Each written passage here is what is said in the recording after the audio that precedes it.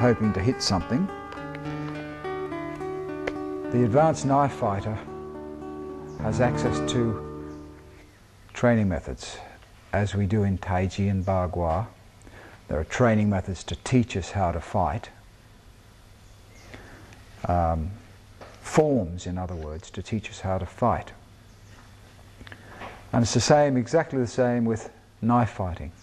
Most people take their karate or their taekwondo or something, and then they put a knife in their hands, and then they hope for the best, in other words. But knife fighting methods from the internal martial arts actually has a set of forms, brief forms, not unlike the 12 DIMMAC training forms that we do, we learn. They're only brief methods, but hidden within each one of these forms gives you the abstract way, in other words, the subconscious way of knife fighting. So you might be doing a bunch of movements and you think, oh, yeah, that's that technique, but you're not just learning one technique, you're learning a whole range of different things that goes into your subconscious brain, and that's the reason that these forms were invented. Chang Yiu-chun used to do these. He was an absolutely brilliant knife fighter. He could literally have the knife here before you even blinked. And that was because of his incessant training in these methods. You simply train the methods so much that they just become a part of you. And so before you know it, you're doing something like that against someone who's attacking you.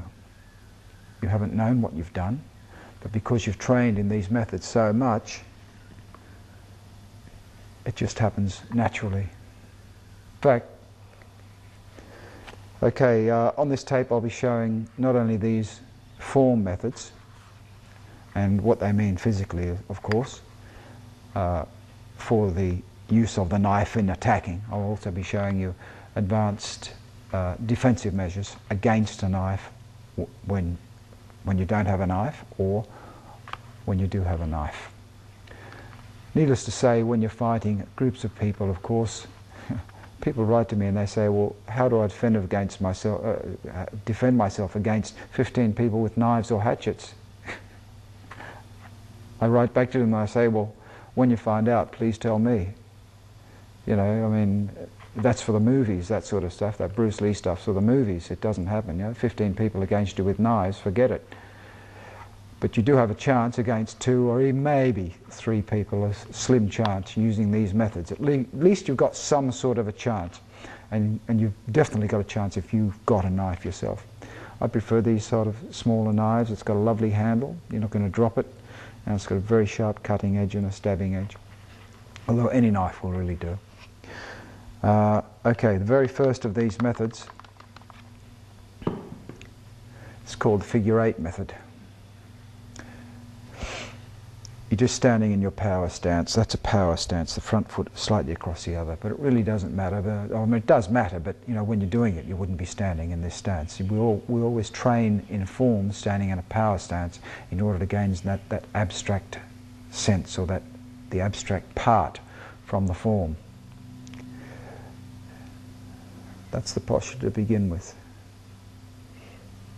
From that position, you can basically go anywhere. And it's very much the same as the old man stance from your Taiji form. That's your basic boxing stance. You can defend, you're ready for anything in that stance. That can be that, or it can be that, anything like that. But basically, there's your stance. See how the knife is held, turned out slightly. Everything is circular and spiralier. Nothing ever goes forward and out that, or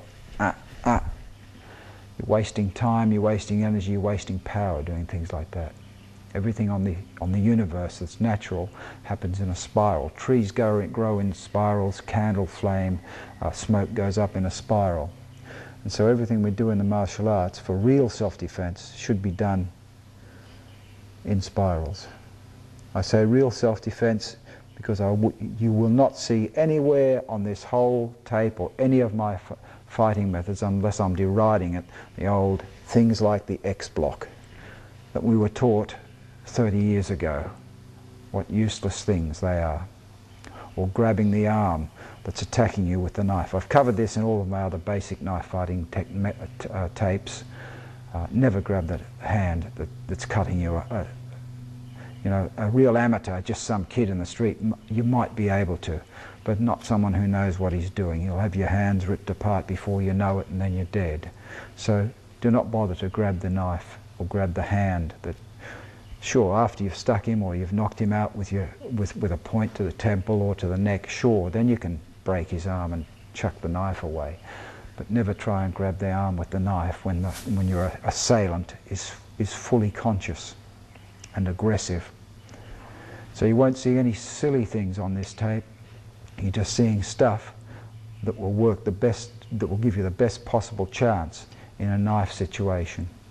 Apart from that, these methods are all aesthetically pleasing anyway. They're nice to do because they come from the Taiji form anyway. So the first method.